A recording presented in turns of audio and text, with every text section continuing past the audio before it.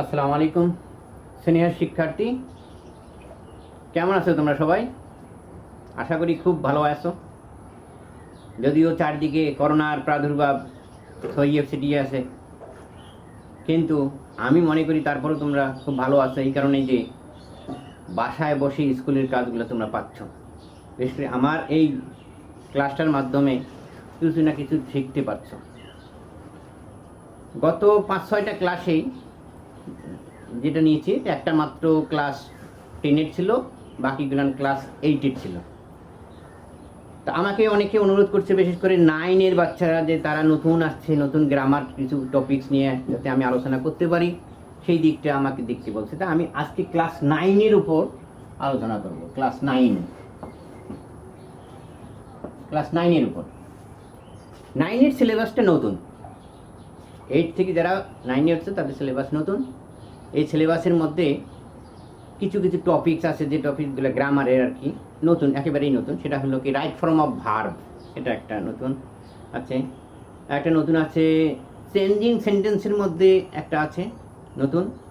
আবার tag question আছে, এটা একটা নতুন আছে। কানেক্টর আছে, এটা একটা নতুন আছে। আবার আছে কমপ্লিট দ্য সেন্টেন্স, এগুলো নতুন।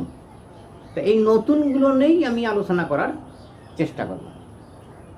আজকে তোমাদের সামনে আমি যে টপিকসটা নেব সেটা হলো মূলত সেন্টেন্স চেঞ্জিং। কিন্তু এই সেন্টেন্স চেঞ্জিংটা তোমরা যেটা করে যাচ্ছ সেটা থেকে যেটা নতুন আছে স্ট্রাকচার অনুযায়ী সেন্টেন্স যে বিভাজনটা আছে সেটা নিয়েই আলোচনা করব। তোমরা নিশ্চয়ই জানো অর্থের দিক দিয়ে সেন্টেন্স 5 প্রকার: assertive, interrogative, imperative, objective, exclamatory. কিন্তু আমি আজকে এই 5টার কোনোটা নিয়েই কথাবার্তা বলবো না। আমি আলোচনা করব সেন্টেন্সের স্ট্রাকচার অনুযায়ী। গঠন প্রণালীর দিক দিয়ে সেন্টেন্স 3 প্রকার। গঠন প্রণালীর দিক দিয়ে কিংবা স্ট্রাকচার অনুযায়ী সেন্টেন্স হলো 3 প্রকার। একটা হলো সিম্পল, একটা হলো কম্পাউন্ড, আর একটা হলো কমপ্লেক্স। আশা করি বোঝা গেছে। সিম্পল একটা বাক্য, সিম্পল সেন্টেন্স। একটা হলো কম্পাউন্ড,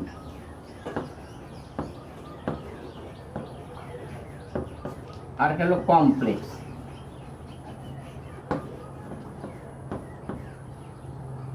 যারা ক্লাস 10-এর ক্লাসটা দেখেছো তারা সেখানে লক্ষ্য করবে, ওখানে আমরা এটার কাজ করেছি। কিন্তু আজকে ক্লাস 9-এর যেহেতু ক্লাস, একদম প্রথম থেকেই এটা শুরু করতে যাচ্ছি। প্রথম থেকেই শুরু করতে যাচ্ছি। তা প্রথম থেকে যদি শুরু করবো আমি, তাহলে সিম্পল, কম্পাউন্ড, কমপ্লেক্স, এইটাই যেহেতু গঠন প্রকৃতি অনুযায়ী বা স্ট্রাকচার অনুযায়ী আমার জানতে হবে। যেমন আমি অ্যাসার্টিভ সেন্টেন্স কাকে বলে, ইন্টারোগেটিভ কাকে বলে, অবজেক্টিভ কাকে বলে, এগুলো জানি আমি। এবং এটা যেটা সূত্রটা আছে, হ্যাঁ, গঠন প্রণালীটা আছে, সেটাও আমি জানি, তোমরা জানো। কিন্তু এই যে নতুন ক্লাসে উঠে দেখলে যে সিম্পল, কম্পাউন্ড, কমপ্লেক্স আছে, এটা কিভাবে আমি জানবো? এটা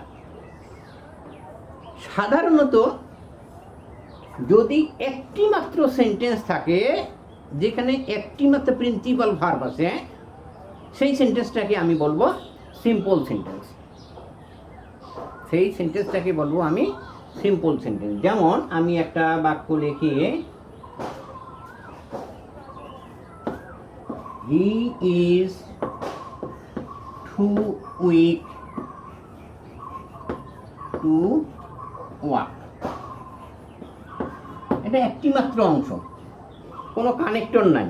একটি মাত্র অংশ, কোনো কানেক্টর নাই, এবং একটি মাত্র প্রিন্সিপাল ভার্ব। তাহলে এখানে এটাও ভার্ব, কিন্তু এটি মূল তোমার এখানে আছে। অক্সিলারি হলেও এটা মূল লিখো। He is too weak to walk, এটি হলো সিম্পল বাক্য। কম্পাউন্ড বাক্যটা হবে দুইটা বাক্যাংশ থাকবে বা ক্লোজ থাকবে। প্রতিটা ক্লোজে কমপক্ষে একটি ভার্ব থাকবে। একটি সাবজেক্ট থাকবে। কখনো কখনো সাবজেক্ট উজ্জ্ব থাকে, সাবজেক্ট থাকবে। এবং অ্যান্ড, অর, বাট ইয়েট দ্বারা যুক্ত হবে, অ্যান্ড অর বাট ইয়েট দ্বারা যুক্ত থাকবে, তখন সেটাকে আমরা বলবো কম্পাউন্ড সেন্টেন্স। আশা করি বুঝা গেছে। তাহলে কম্পাউন্ড সেন্টেন্স একটা লিখি, he is very weak and he can't walk। তাহলে এটা এই যে একটা অংশ, আবার এই যে হি থেকে শুরু করে কান্ট ওয়াক, এটা একটা অংশ, দুইটা অংশ আমার এই অ্যান্ড দ্বারা যুক্ত হয়েছে। তাহলে এই সেন্টেন্সটাকে বলবো আমি কম্পাউন্ড সেন্টেন্স। তাহলে কি কি থাকতে হবে? অ্যান্ড, বাট, অর, ইয়েট, চারটে জিনিস বলুন। বেশিরভাগ ক্ষেত্রে আমরা বেশি যেটা ব্যবহার করে থাকি সেটা হলো অ্যান্ড, অর, বাট, এই তিনটে যদি যুক্ত থাকে, কোনো বাক্যাংশ যদি তিনটে দ্বারা যুক্ত থাকে, বাক্যাংশ একাধিক বাক্যাংশ, তাহলে সেই সেন্টেন্সটাকে আমরা বলবো কম্পাউন্ড সেন্টেন্স। আশা করি বোঝা গেছে জিনিসটা। তোমরা বাসায় চেষ্টা করবে কম্পাউন্ড সেন্টেন্স করলাম, সিম্পল করলাম, চেষ্টা করবে। আর থাকলো কি? কমপ্লেক্স। এই কমপ্লেক্স সেন্টেন্সেও একাধিক বাক্যাংশ থাকবে, কিন্তু কানেক্টর হিসাবে কিছু জিনিস থাকবে। সেই জিনিসগুলো কি কি? প্রথমে থাকতে পারে হোয়েন। আমি আগে বাক্যটা লিখি, he is so weak that he can't walk। এখানেও কিন্তু দুইটা অংশ, হি ইজ সো উইক, আর একটা অংশ হলো হি কান্ট ওয়াক, যুক্ত হয়েছে ড্যাট দ্বারা। তাহলে এটাকে বলবো আমি কমপ্লেক্স। এখানে অ্যান্ড দ্বারা যুক্ত, যার কারণে কম্পাউন্ড। এখানে কোনো কিছুই দ্বারা যুক্ত হয়নি, শুধুমাত্র একটা প্রিন্সিপাল বলবো, একটি বাক্যাংশ, তাহলে সিম্পল সেন্টেন্স। তাহলে আমরা বুঝতে পারলাম সিম্পল সেন্টেন্স কোনটা, কম্পাউন্ড কোনটা, কমপ্লেক্স কোনটা। এই জিনিসগুলো আগে চিনতে হবে আমাদেরকে, কারণ আমি যে সেন্স করব, আমি যাকে সেন্স করব তাকে চিনতে হবে, আর সেন্স করে যেটা রূপান্তরিত করব তাকেও চিনতে হবে। আমি দর্জির কাছে গিয়ে বললাম আমাকে একটা ফতুয়া তৈরি করে দেন, দর্জির কাছে যে জিনিসটা দিছি সে দর্জি বুঝতেই পারে না যে ফতুয়ার জন্য কতটুকু কাপড় আছে, এই কাপড়টুকু সে জানতে পারতেছে না, তাহলে সে ফতুয়া তৈরি করতে পারবে না। পাশাপাশি ফতুয়াটা কেমন এই জিনিসটা সে যদি না জানে, তাহলে ফতুয়া তৈরি করতে পারবে না। ঠিক সেই রকম আমি একটা বাক্য আছে সেটাকে কম্পাউন্ড করতে বললাম, তোমাকে বুঝতে হবে যে এই বাক্যটাকে কম্পাউন্ড করতে বলতে ওই বাক্যটা কি আছে, সিম্পল আছে না কমপ্লেক্স আছে, এটা জানতে হবে। আবার জানার পরে তোমাকে কম্পাউন্ডের গঠন প্রণালীটা কি আছে সেটা জানতে হবে। এই জিনিসগুলো যদি তোমরা না জানো তাহলে এটা করা মুশকিল হয়ে যাবে। তাহলে তোমাকে প্রথমেই চিনতে হবে সিম্পল কোনটা বাক্য, কম্পাউন্ড কোনটা বাক্য, কমপ্লেক্স কোনটা বাক্য। আমরা অনেক সময় দেখি সেন্টেন্স দেওয়া আছে, ব্র্যাকেটে বলা আছে একটা জিনিস, মনে করো এই বাক্যটা দেওয়া আছে, আমি এখানে বলেছি কমপ্লেক্স, তার মানে এটাকে কমপ্লেক্স করতে হবে। তাহলে কমপ্লেক্স করতে গেলে আমার এটা কি বাক্য আছে, এই বাক্যটা কি আছে সেই জিনিসটা কিন্তু জানতে হবে। তারপরে আমি কমপ্লেক্স যে করব, কমপ্লেক্সের সূত্রটা আবার জানতে হবে, তাহলে আমি এটা করতে পারব। আমি আরও কয়েকটা সেন্টেন্স লিখে দেখি যে কোনটা কীরকম হচ্ছে। আমি যদি দেই Rahim is a good boy, simple sentence. আমি কম্পাউন্ড করবো একটা বাক্য, Rahim is a boy and he is good। এই and দ্বারা যুক্ত হলো। এখন আমি কমপ্লেক্স লিখি একটা, রহিম is a boy who is good. এই হু দ্বারা যুক্ত হলো।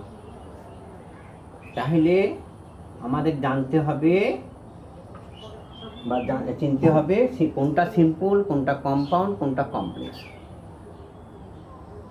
তাহলে আমি যেহেতু বললাম যে একাধিক বাক্যাংশ অ্যান্ড অর বাট এর দ্বারা যুক্ত হবে,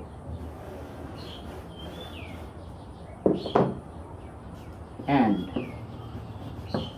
বাট অর ইট দ্বারা যুক্ত থাকবে। আর কমপ্লেক্সে কি কি থাকবে? It's important. চিনাটা তো উপায় আগে প্রথমে থাকতে পারে হোয়েন যুক্ত থাকতে পারে, অ্যাজ থাকতে পারে, সিন্স থাকতে পারে, তারপরে দো থাকতে পারে, অল দো থাকতে পারে। আমরা অবশ্য স্টুডেন্টকে অল দো লিখতে বারণ করি, দোটাই লিখতে বলি অনেক সময়, এই কারণে যে বাচ্চারা অনেক সময় মুদ্রা দোষে দূষিত থাকে কিছুটা, অল দো লিখতে গিয়ে এ ডবল এল লিখে ফেলে, যখন কিন্তু ভুল হয়ে যায় জিনিসটা। এই জন্য বলি যে দোটাই লিখি, অল দো লিখি। তবে অল দো জানা দরকার আছে যে অল দো থাকলে ওটা কমপ্লেক্স সেন্টেন্স।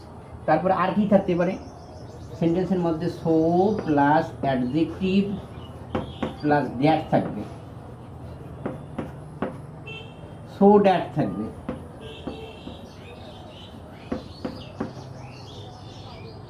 তারপরে আর কি থাকতে পারে? রিলেটিভ প্রোনাউন থাকতে পারে। রিলেটিভ প্রোনাউনগুলো কি কি? হু, হুইচ, দ্যাট, হুজ, হোয়ার, এই জিনিসগুলো থাকতে পারে। আর কি থাকতে পারে? ইফ থাকতে পারে। ইফ যুক্ত না বোধকের ক্ষেত্রে অনেক সময় আনলেস থাকতে পারে।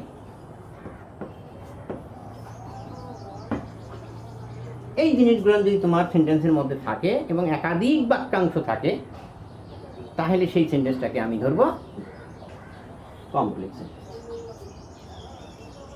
আমরা স্বাভাবিকভাবে সিম্পল তো বুঝলামই, কম্পাউন্ডে অ্যান্ড বাট অর এই সমস্ত থাকতে পারে। আর কমপ্লেক্সে এই যে জিনিসগুলো আছে, এই জিনিসগুলো দিয়ে আমি কিছু বাক্য তোমাদেরকে আগে দেখানোর চেষ্টা করতেছি। যেমন আমি লিখলাম when Rahim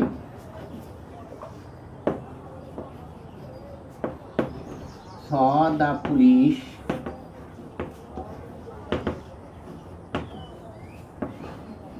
he ran away in fear। শুধু ran away দিলাম। তাহলে এখানে দেখো রহিম saw the police এটা একটা অংশ, he ran away এটা একটা অংশ। কি দ্বারা যুক্ত হলো? when দ্বারা যুক্ত হলো। তাহলে এই বাক্যটাকে আমি বলবো কমপ্লেক্স সেন্টেন্স। তাহলে when গেল। এখন আমি এইটাকে কিন্তু অ্যাজ দিয়েও করতে পারি।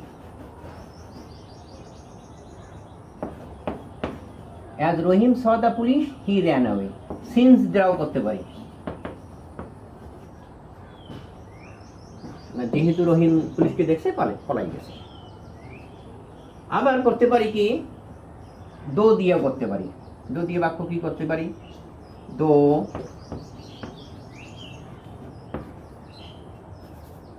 হি has vast riches, comma he wants more. তাহলে কি দাঁড়াইলো? Though he has vast riches he wants more. Though মানে কি? যদিও। দো মানে কি? যদিও। যদিও হি হ্যাজ ভাস্ট রিসেস, তার বিশাল সম্পত্তি আছে, হি ওয়ান্টস মোর, সে আরও চায়।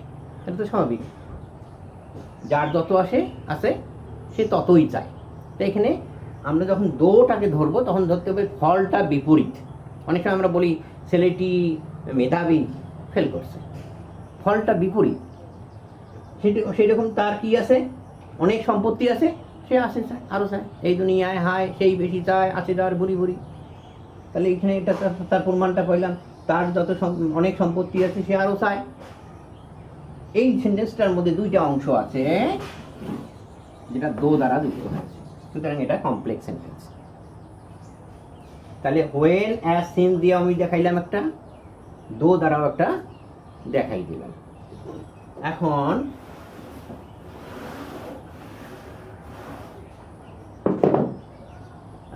আচ্ছা, ওটা অল দিয়েও করা যেত। এখন আরেকটা লিখি, অবশ্য সেন্টেন্সটা আগে লিখছিলাম, he is so poor that he can't buy his dress. এই যে so plus adjective plus that, এটা হলো adjective, so plus adjective plus that, এই যুক্ত থাকবে এবং দুইটা অংশ, এটা একটা অংশ ওটা একটা অংশ, তাহলে এটাকে কমপ্লেক্স সেন্টেন্স বলা হবে। এখন আমি সো দ্যাট দিয়ে যদি একটা করি, যেমন আমরা লিখতে পারি so that we go to school. কেন যাই স্কুল? সো দ্যাট, যাতে করে, সো দ্যাট মানে যাতে করে, উই সাবজেক্ট আবার আসলো, we can gain knowledge.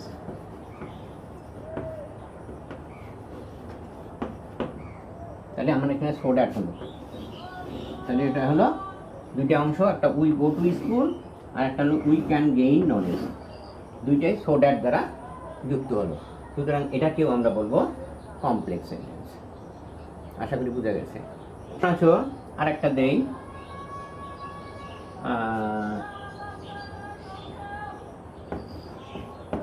It is Rahim who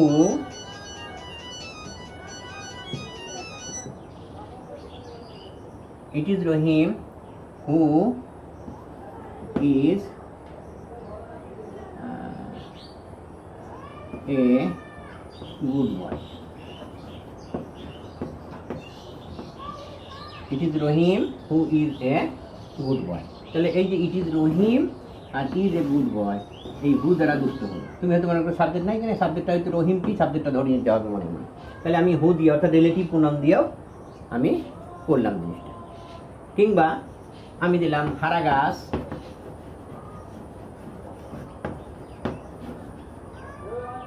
is a place where I was born. এই যে where দ্বারা যুক্ত হলো, এটা হলো complex sentence. If you read more, you will pass. এই যে ইফ যুক্ত হয়েছে দুটি অংশ, শর্তমূলক বাক্য, তাহলে আমি এটাকেও বলতে পারি কমপ্লেক্স। ঠিক সেই রকম এটা যদি আমি আনলেস দেই, ইফটা না দিয়ে আনলেস দেই,